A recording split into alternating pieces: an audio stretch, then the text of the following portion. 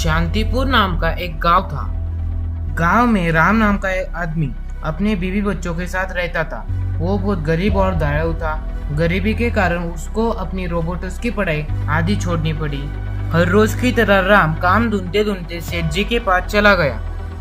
सेठ जी, क्या आपके पास मेरे लिए कोई काम है? हाँ राजू, क्यों नहीं, मेरे पास तुम्हारे लिए काम है। तुम क्या करो, यह सामान से भरा ट्रैक्टर कारखाने ले जाओ और यह सारा माल वहाँ उतरा कर वहाँ से पैसे लेकर फिर से गांव में आ जाना। ठीक है सेठ जी। तब राम उस ट्रैक्टर को लेकर कारखाने की तरफ निकल पड़ा। राम ने देखा कि आसमान से कुछ आग वाले राक्षसों की बारिश हो रही है। उसे देखकर राम बहुत डर गया। तब उन आग वाले राक्षसों में से एक आग वाला राक्षस राम की तरफ बढ़ा और उसने राम का ट्रैक्टर नीचे पलट दिया। तब राम रोड पे बेहोशी की हालत में गिर गया। तब सारे राक्षस गांव में यहाँ वहाँ तबाही मचा रहे थे। उनमें से कई राक्षस घर तोड़ रहे थे, घरों में आग लगा रहे थे।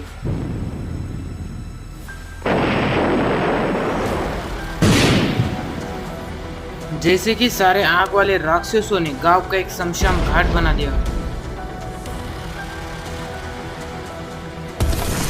तो वो आग वाले राक्षस हवा में उड़ते हुए गायब हो गए। उन राक्षसों ने गांव में काफी तबाही मचा दी थी। जहाँ भी देखो वहाँ आग आग धुआं धुआं हो गया था। सारे गांव वाले काफी डर गए थे। उन्हें कुछ समझ ही नहीं आ रहा था यह क्या हुआ, वो राक्षस कौन थे, यहाँ क्यों आए थे और इतनी तबाही क्यों मचाई। ऐसे हजारों सवाल उनके मन में चल रहे थे। तब राम अपने बेहोशी की हालत में उठ गया और जब उसने गांव का मंजर देखा उसका दिल डर गया। वो काफी डर गया था। उसके मन में भी ऐसे हजारों सवाल आए थे कि वो राक्षस कौन थे, कहाँ से आ गए थे। वो ऐसे ही दुखी होकर घर चला गया। हर रोज की तरह राम अपने आंगन में खड़ा था और कल जो भी हुआ उसे सोचकर राम दुखी हो रहा था। तभी राम ने देखा कि सेठ जी उसके पास ही आ रहे। क्या हुआ सेठ जी, आज आप मेरे घर आए हैं?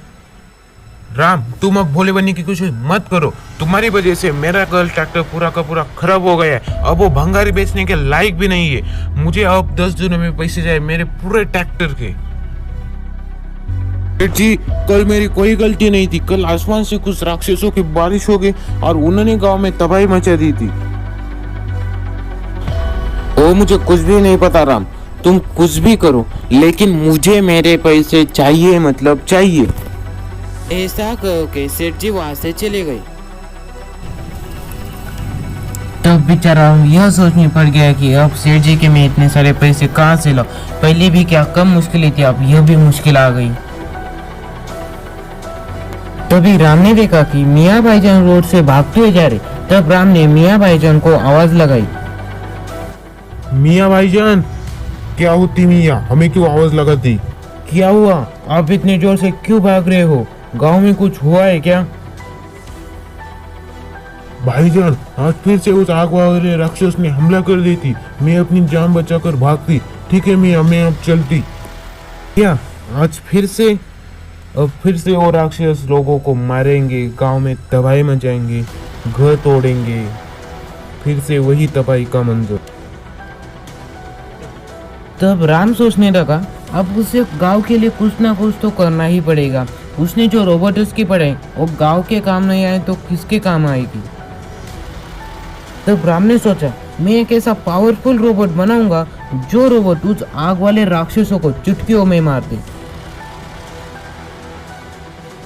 तब राम के मन में ख्याल आया कि उसे एक पावरफुल रोबोट बनाना है तो उसे एक पावरफुल इंजन की जरूरत होगी।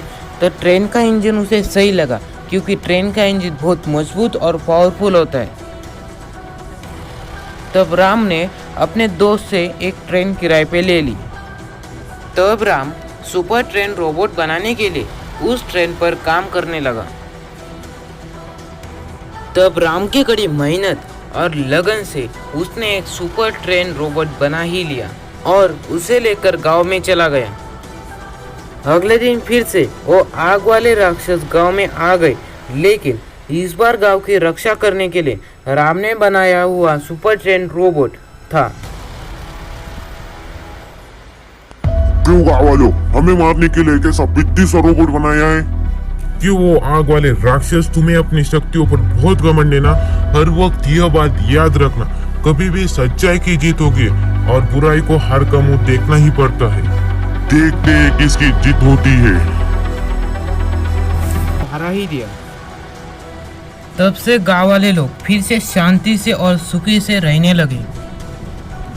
दोस्तों, अगर आपको यह कहानी अच्छी लगी है तो इस वीडियो को लाइक कीजिए, और आपको ऐसे मजेदार कहानियाँ चाहिए तो हमारे चैनल को सब्सक्राइब कीजिए और बेल आइकन पर प्रेस कीजिए, और इस वीडियो को लाइक और शेयर करना अपने दोस्तों के साथ। और हमने हमारे चैनल पर कई कहानियाँ अपलोड की है, आप उन्हें भी देख सकते हैं।